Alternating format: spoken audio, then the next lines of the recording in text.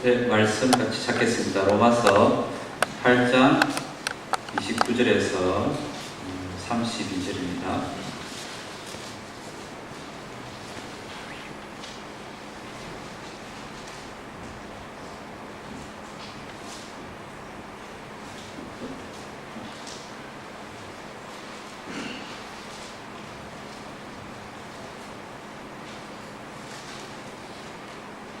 다 같이 읽겠습니다. 제가 읽겠습니다. 네. 여러분 눈으로 잘 읽어주십시오. 하나님께서는 미리 아신 사람들을 택하셔서 자기 아들의 형상과 같은 모습이 되도록 미리 정하셨으니 이것은 그 아들이 많은 형제 가운데서 맏아들이 되게 하시려는 것입니다. 그리하여 하나님께서는 이미 정하신 사람들을 부르시고 또한 부르신 사람들을 의롭게 하시고 어렵게 하신 사람들을 또한 영화롭게 하셨습니다.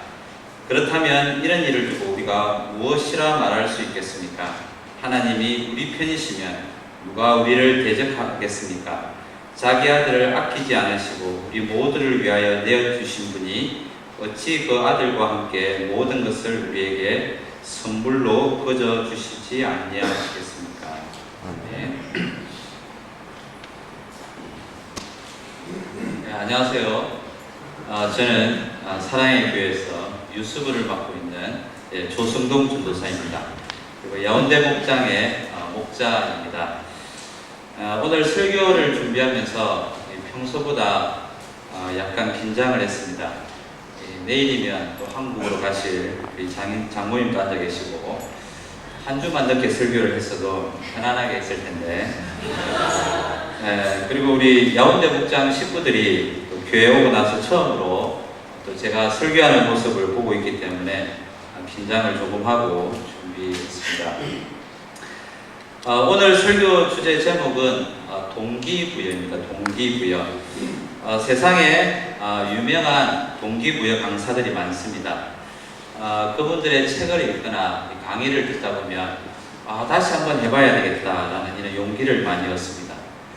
제가 유명한 동기부여 강사가 아니기 때문에 오늘 여러분에게 인생에 큰 용기를 주기 위해서 동기부여하려는 것은 아니고 우리 하나님께서는 우리 삶에 어떻게 동기부여를 하시는지 그 이야기를 나누고 싶습니다.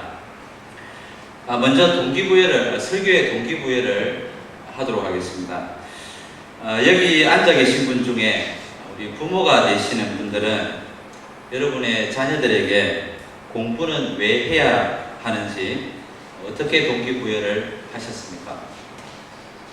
아직 자녀가 없는 분들이나 우리 청년들은 앞으로 여러분의 자녀들에게 공부는 왜 해야 하는지 어떻게 동기부여를 하시겠습니까?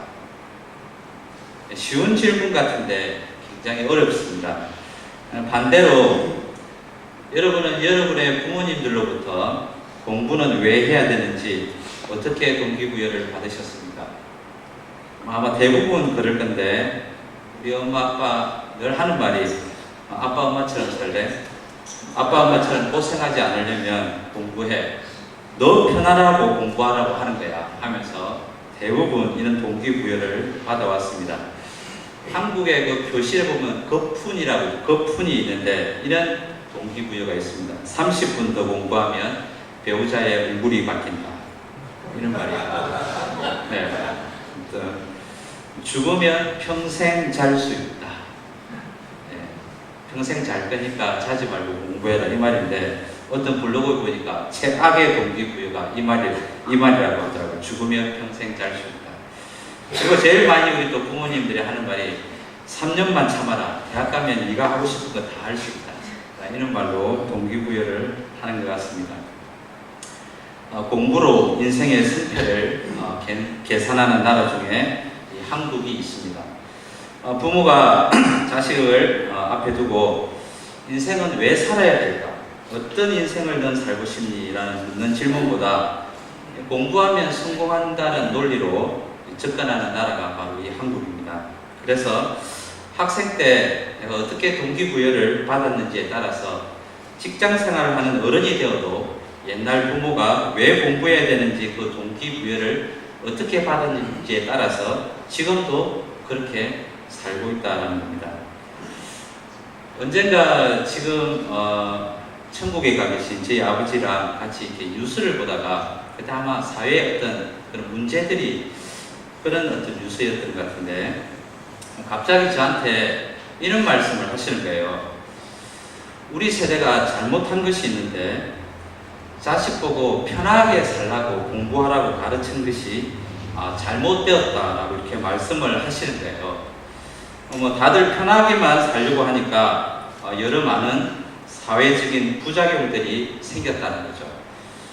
그래서 아버지가 또 하시는 말씀이 우리 세대가 너무 못 먹고 못 살아서 그래서 자식한테 편하게 살아라고 가르쳤는데 차라리 고생은 좀 되더라도 정직하게 살아라라고 이렇게 가르쳤어야 되는데 그러지 못했다고 하면서 우리 세대가 잘못했다라고 이렇게 말씀을 하셨어요.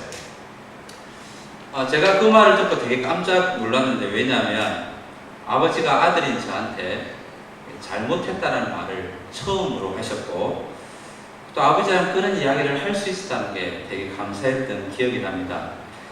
그렇습니다. 편하게 살려고 공부하도록 동기부여 받은 자녀들, 공부해서 높은 지위에 오르도록 동기부여 받은 자녀들은 정말 자신이 잘 먹고 잘 사는 데 관심만 가지지 절대로 주위를 돌아보지 않습니다. 그렇지 못하면 실패한 인생이라고 생각하고 자존감 없이 살아가기도 합니다.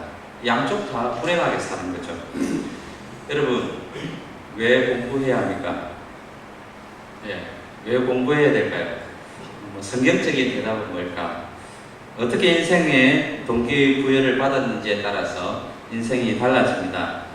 성경적인 대답은 뭔지 설교 중간에 이야기를 하고요. 하나님은 하나님의 자녀가 이 땅에서 행복하게 사는 것을 제일 원하십니다. 우리가 불행해지는 것을 절대로 원하지 않습니다. 그래서 우리에게 행복하게 살도록 때론 고난이 따르지만 말씀 아래 살도록 동기부여를 해주십니다.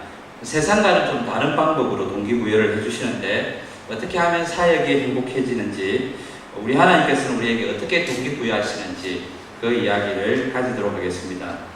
첫 번째는 하나님 우리에게 모범으로 동기부여를 하십니다. 예수님께서 이 땅에 인간의 몸을 입고 내려왔다는 그 사실에 어떤 때는 전율이 흐를 만큼 감사하고 눈물을 흘릴 때가 많습니다.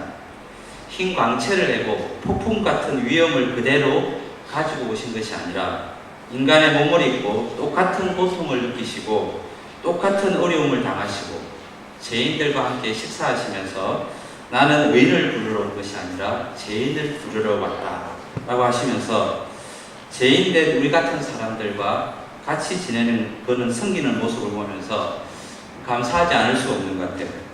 그리고 마지막엔 우리를 위해서 십자가에 달려 돌아가시면서도 조롱하고 예수님을 죽이는 자들에게도 하나님의 용서와 자비를 구했고 그리고 죽은 지 사흘 만에 부활하셔서 하늘로 올라가실 때 너희와 평생 함께 있겠다 라는 그 말씀이 나의 가슴에 부딪힐 때 눈물을 주체할 수가 없습니다.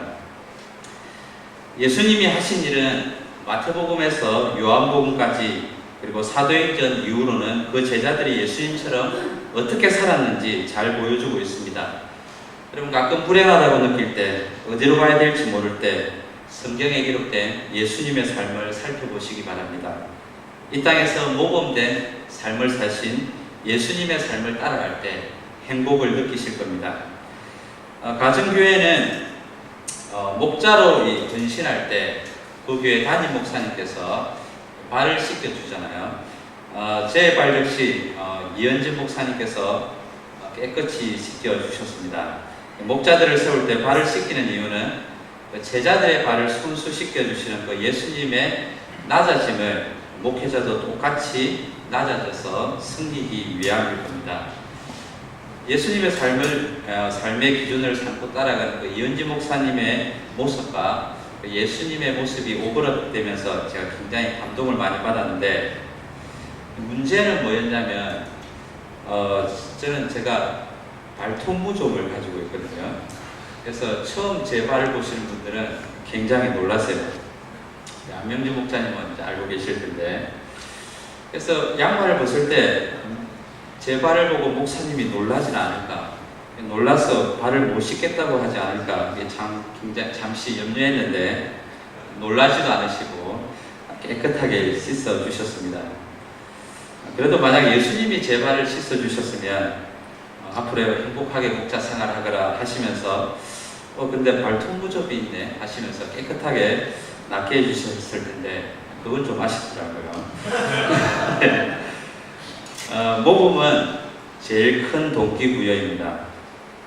우리 자녀들을 교육할 때 중요하게 생각하는 것 중에 하나가 경험인 것 같아요. 이것저것 다양한 것을 보고 경험하면 아이들도 좋아하는 것 같고 두뇌에도 좋을 것 같고 그래서 이곳저곳 많이 끌고 다닙니다. 그래서 돈도 많이 들고 에너지도 많이 낭비됩니다. 경험이 중요하지 않다라는 이야기가 아니라 부모의 교육 가치관이 중요합니다. 많은 것을 겪게 하는 것보다 부모인 내가 모범을 보이는 것이 더 중요하다는 사실을 인식하고 경험도 해야 합니다. 부모의 행동에서 자녀들은 인생을 왜 살아야 되는지 배웁니다. 인생을 어떻게 살아야 되는지 부모가 사는 것을 보고 배웁니다. 무섭지요? 저도 청년 때 고민이 많았습니다. 20대부터 주일학교 교사를 했는데 항상 어디를 교회를 가든지 항상 그 교회의 직분자들, 장로나 집사님들의 자녀가 제일 문제였습니다. 우리 교회는 예외다라고 말씀을 드리고 싶은데 여기까지 하도록 하겠습니다. 네. 어떻게 하면 다음에 나의 자녀가 신앙 안에서 잘 자랄 수 있을까 되게 고민을 많이 했습니다. 저는 제가 목자로 헌신하고 목자 생활을 하면서 이 자녀 교육 걱정을 크게 하지 않게 되었습니다. 왜냐하면 우리 자녀들은 우리 부모가 목장을 어떻게 준비하고 어떻게 목원들을 섬기는지 보여주기 때문입니다. 그래서 우리 딸들은 내가 언제 기뻐하는지 언제 마음 아파하는지 알기 때문입니다.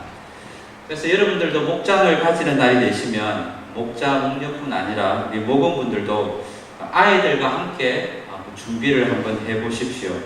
저는 목장 시작하기 전에 우리 아이들과 손을 잡고 그날에 꼭 VIP분이 오시도록 아이들과 함께 같이 기도를 합니다. 그러면 VIP분이 오시면 저보다 제 딸들이 더 기뻐하더라고요. 안 오면 저보다 더 실망하고 언젠가 목원분들이 다 가고 나서 하서가 저한테 제가 막 웃고 있었는가 봐요. 웃고 있었는지 저한테 그러더라고요. 아빠, 삼촌 이모들이 오니까 그렇게 좋아? 이렇게 이야기를 하더라고요. 모범이 가장 중요한 교육입니다. 목자가 목원에게 상처를 줄 수 있다고 생각합니다. 언제냐면 모범을 보이지 않을 때, 희생하지 않을 때입니다. 가끔 저도 이런 사실이 부담도 되지만 오히려 나를 예수님처럼 닮아가도록 도와주는 목원들이 있는 것 같아서 더 힘이 됩니다. 우리 모두가 예수님처럼 희생합시다. 예수님의 모범의 결론은 사랑이셨어요. 끝까지 사랑하셨다라는 거죠. 사랑만큼 위대한 모범은 없는 것 같습니다. 사랑은 오래 참고 온유하고 시기하지 않고 자랑하지 않고 교만하지 않고 무례하게 행치 않고 모든 것을 바라고 모든 것을 견딘다라고 했습니다. 예수님의 사랑을 닮아갈 때 우리는 행복해집니다. 사랑에는 힘이 있기 때문에 그렇습니다.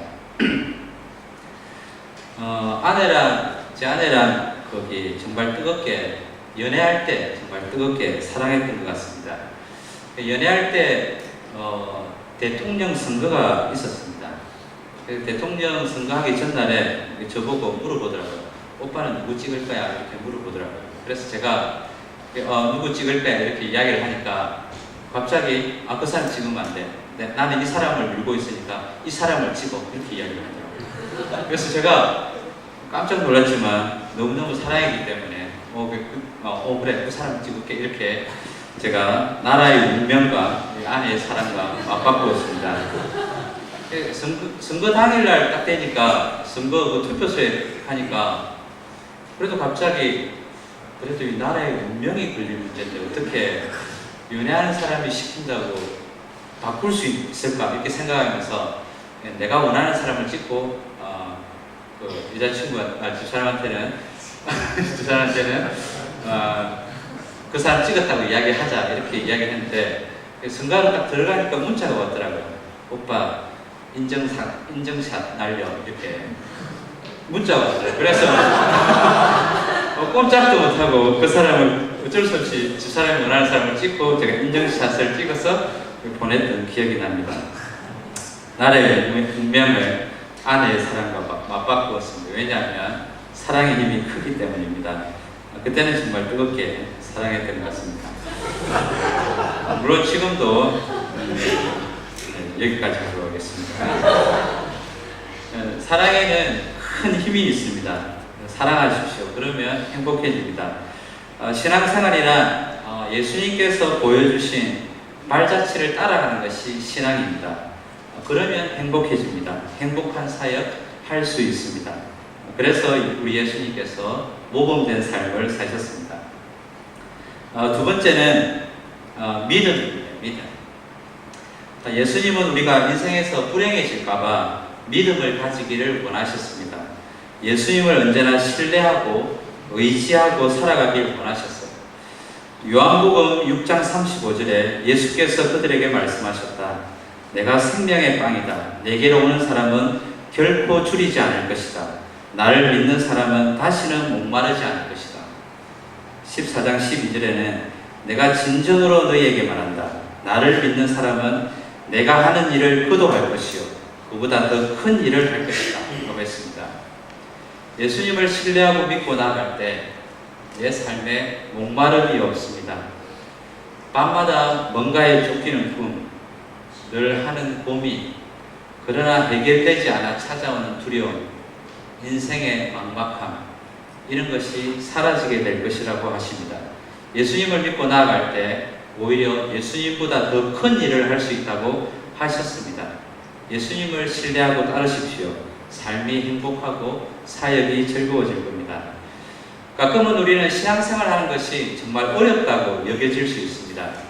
보행을 하는 사람들처럼 참 신앙생활이 어렵다 하실 수 있는데 그러나 결론은 신앙생활은 참 쉽습니다. 오늘 로마서 8장 29절 말씀에도 하나님께서는 미리 아신 사람들을 택하셔서 자기의 아들의 형상과 같은 모습이 되도록 미리 정하셨다라고 했습니다. 제가 이 말씀을 묵상하면서 굉장히 놀랐는데요. 단순히 우리를 구원만 하신 것이 아니라 예수님을 영접하고 하나님의 자녀가 되면 예수님과 같은 모습이 되도록 또한 계획하셨다는 겁니다. 신앙생활이 전혀 어렵지 않습니다. 왜냐하면 성령님께서 함께 하셔서 예수님을 닮아가는 소원을 매일매일 주시기 때문에 그렇습니다. 나는 예수님처럼 살아갈 수밖에 없는 운명처럼 여기는 그런 믿음을 가지시기 바랍니다. 목장 안에서도 똑같은 믿음의 법칙이 존재하는 것 같아요. 여러분의 목자 목녀님들이 좋은 목자 목녀 목부님인 것을 믿으시기 바랍니다. 목자는 우리 목원이 잘 될 것이라는 믿음을 가져야 합니다. 예수님을 영접하고 예수님의 제자가 될 것이라는 그런 믿음이 필요합니다. 제가 한 달 전에 그 홈페이지에 올려놓은 그 손용원 목자님의 삶을 저는 굉장히 존경합니다. 그 아들, 딸이 모두 장애인임에도 불구하고 그 오클라호마 비전교회 9개 목장의 권원이 되었다고 합니다. 무엇보다도 제가 크게 감동받은 부분은 두 분도 처음에 장애를 가진 두 자녀를 돌보는 것이 하나님께서 우리에게 맡겨주신 가장 큰 사역이라고 생각하고 우리는 도저히 생각해봐도 다른 사람을 섬길 시간과 에너지가 없으니까 목자 목녀를 하지 않으려고 했다고 합니다. 그런데 하나님께서는 연약한 자신들을 사용하고 싶어 하신다는 사실을 깨닫고 믿음으로 목자 목녀로 은신했을 때 연약한 자신들을 통해서도 VIP 분들이 하나님께로 돌아온다는 것을 보고 자신들이 더 놀랐다고 합니다. 그 목자님의 고백으로는 그 친구들이, 주위 친구들이 목자 생활을 하는 것을 보고 너가 미쳤다고, 이제 그만하라고, 그 돈과 에너지와 시간들을 너의 아이들을 위해 사용하라고 이야기를 했지만 그 목자님의 고백은 달랐다고 합니다. 본인 같은 사람들에게 누가 도움을 청하겠냐고, 하나님의 나라에서는 자신들이 할 수 있는 일이 너무너무 많다고, 그리고 이렇게 연약한 자신의 가정을 하나님께서 사용해 주시는 것이 너무 기쁘다고 이렇게 고백을 했습니다. 믿음이 연약한 자들을 강하게 하고 연약한 환경을 딛고 일어서게 합니다. 우리 목원이 이는 멋진 목자가 될 것이라고 믿으시기 바랍니다. 환경을 뛰어넘는 사람이 될 것이라고 믿으시기 바랍니다. 간혹 또 목자의 마음을 안타깝게 하는 목원분들도 있을 겁니다. 그러나 가장 애를 태우는 목원에게서 가장 큰 보람을 얻는다고 합니다.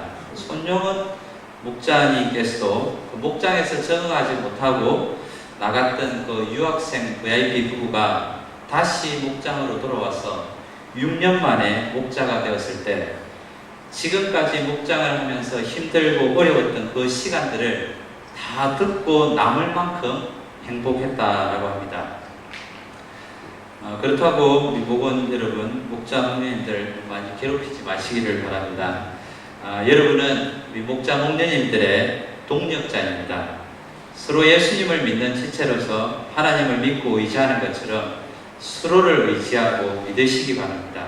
서로를 믿어야 아름다운 목장이 됩니다.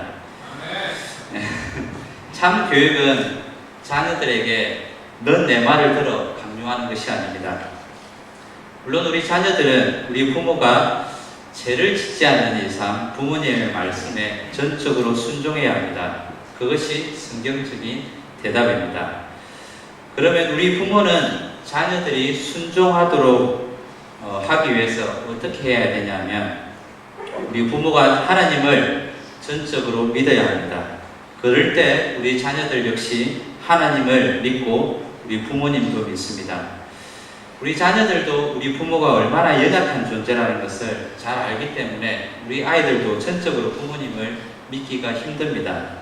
그런데 부모가 하나님을 끝까지 믿고 의지하고 나아갈 때 그 모습을 본 아이들은 하나님을 전적으로 의지하는 그 부모의 결정에 자연스럽게 순종을 합니다. 하나님을 신뢰하시기 바랍니다. 믿음을 가질 때 내 삶이 더욱 행복해지고 사역도 행복해질 것입니다.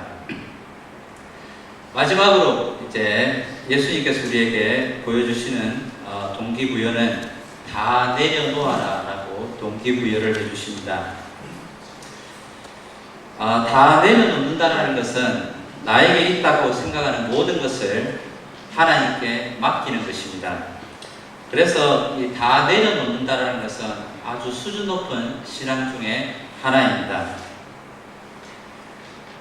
제 작은 간증으로 쉽게 설명을 드리자면 제가 목자 생활을 하고 나서 1년이 되었는데 또 VIP 같이 목장이 없었습니다. 그래서 하나님께 간절히 VIP를 달라고, VIP 분들을 달라고 기도를 했습니다. 기도 중에 하나님께서 이렇게 말씀하시는 것 같았어요.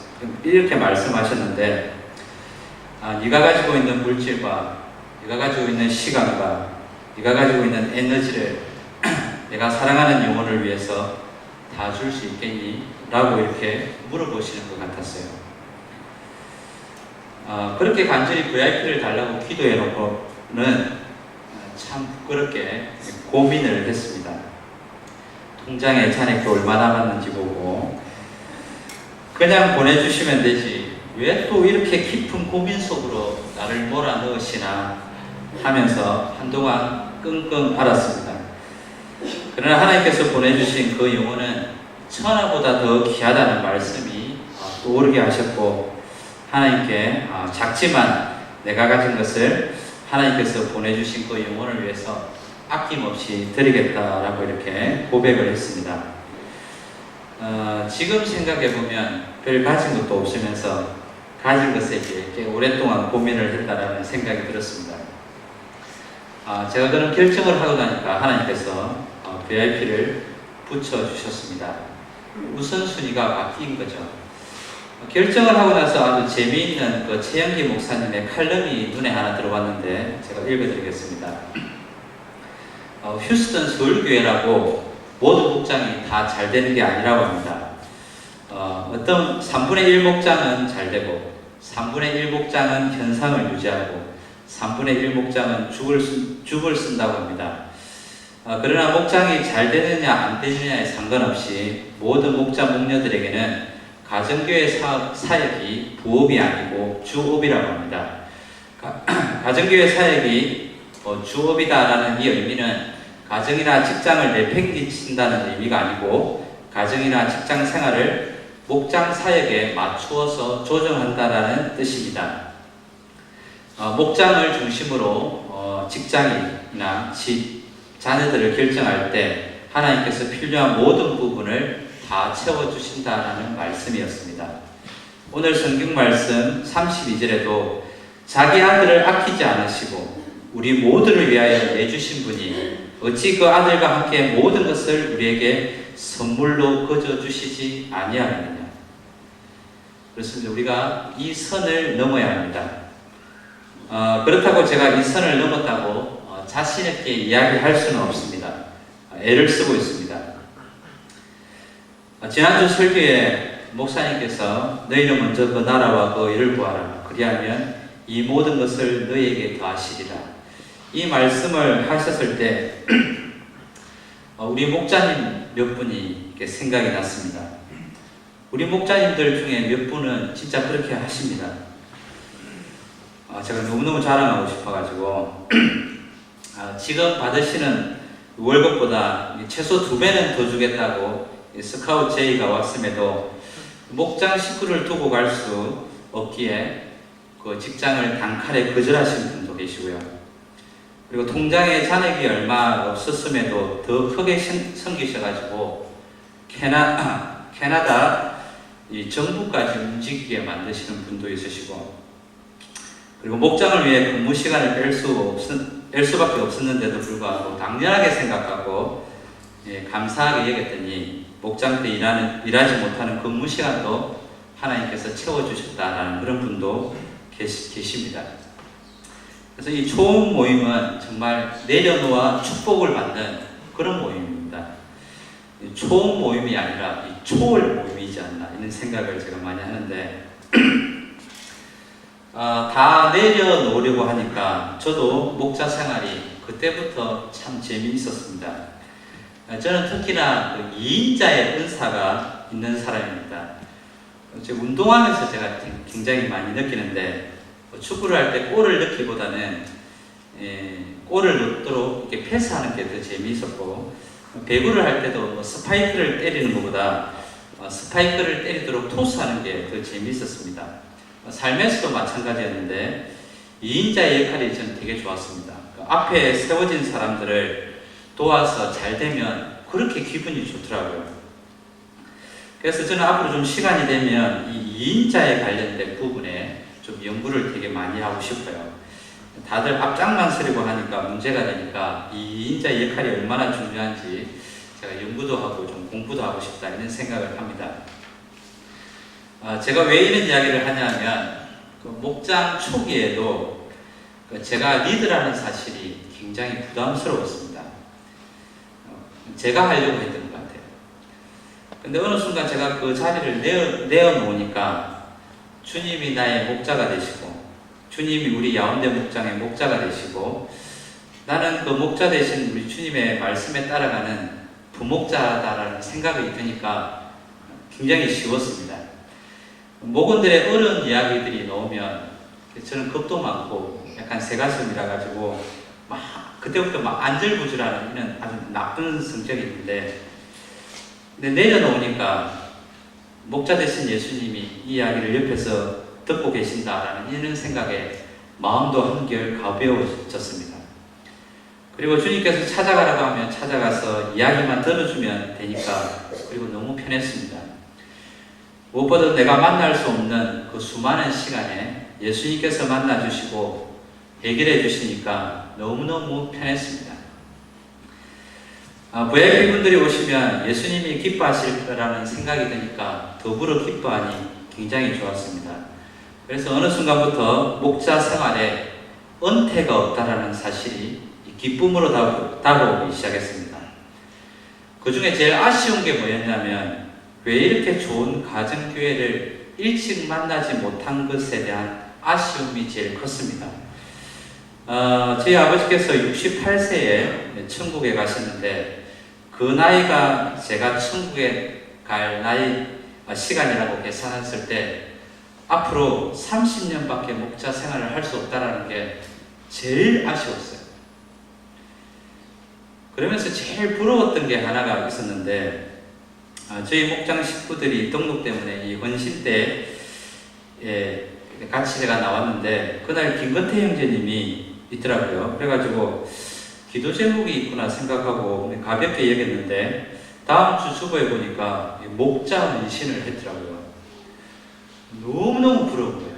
왜냐하면 최소 50년은 목자 생활을 할 수 있겠구나.